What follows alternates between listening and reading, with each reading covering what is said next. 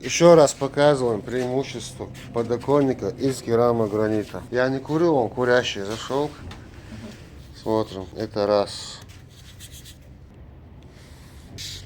Это два. Это два. Это два.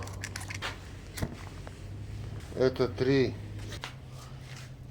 Это самые лучшие подоконники для любой хозяйки. Для любой. Ацетон сгорел, бычок потух, бумага полностью сгорела.